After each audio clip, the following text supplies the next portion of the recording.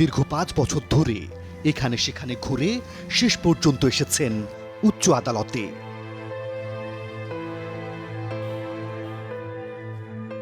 কি ঘটেছিল রাজীবের সাথে? ব্যাগে রাখা 28 ভরি 11.5 গোল্ড ছিল, 22 ক্যারেটের দেশীয় গহনা, এবং টাকা ছিল। আমার মায়ের চোখ ছানি পড়ে গেছে, অপারেশন করার জন্য 41,300 টাকা ছিল। সব কিছু সহ মোটরসাইকেল যোগে আমাকে থানায় নিয়ে যাওয়া হয়। কম্পিউটার কক্ষে নিয়ে গিয়ে আমাকে আঘাত করা হয়। টিকিট খেলা স্টাম্প দিয়ে এলোপাতালি মানে সর্বঙ্গে নির্যাতন করা হয়। বাঁচার জন্য আমি আকুতি করলে তখন আমাকে লাত্তি মেরে মিজান ফেলে দেয়। ফেলে দেওয়ার পরে মুখে পাড়া মারে, তখন আমার মুখে নাক মুখ দিয়ে ব্লিডিং হয়।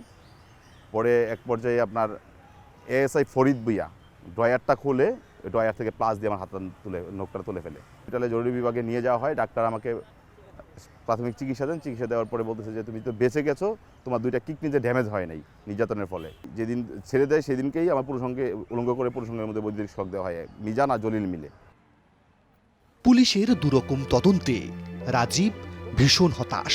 হেফাজতে নির্যাতন ও মৃত্যু নিবারণের 4-5 ধারায় মামলাটা আমি করি। সে পিবিআই মিয়া কুতুবুর রহমান চৌধুরী এএসপি, উনি আমাকে ডাকেন, আমি যাই। পরে বলতেছে যে তোমাকে 15 লাখ টাকা দিয়ে দিবে। আমি বললাম যে না স্যার, আমি আপোষ করবো না।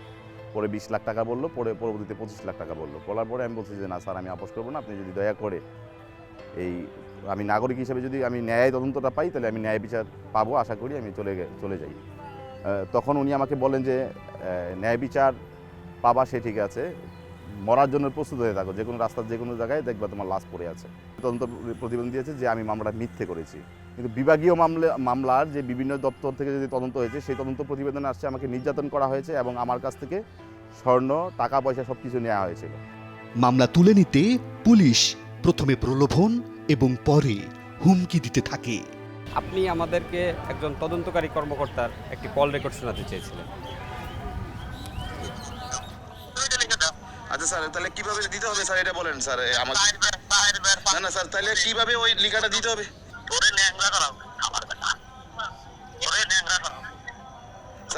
স্যার আমাদের তো ল্যাংরাই করে দিয়েছেন স্যার, আর কি এই কর্মকর্তার নাম কি? আমার নাম হচ্ছেন এডিসি আবু আশরাফ সিদ্দিকী। রাজীবের বিষয়টি নিয়ে আমরা কথা বলি আইন ও সালিশ কেন্দ্রের চেয়ারম্যান জেড আই খান পান্নার সাথে। সমস্যাটা কোথায়? যে পুলিশ করতেছে যে থানায়, সেই থানার এগেনস্টে মামলাটা করতে হবে সেশন জাজে, ওই এরিয়ার সেশন জাজে করতে হবে, এবং সেশন জাজ আবার ইনভেস্টিগেশনে পাঠান ওই থানার পুলিশরাই, বা তারাই করে। ওই এলাকার সেশন জাজে করলে পরেই পুলিশ টের পায়। জুডিশিয়াল ইনভেস্টিগেশন হওয়া উচিত।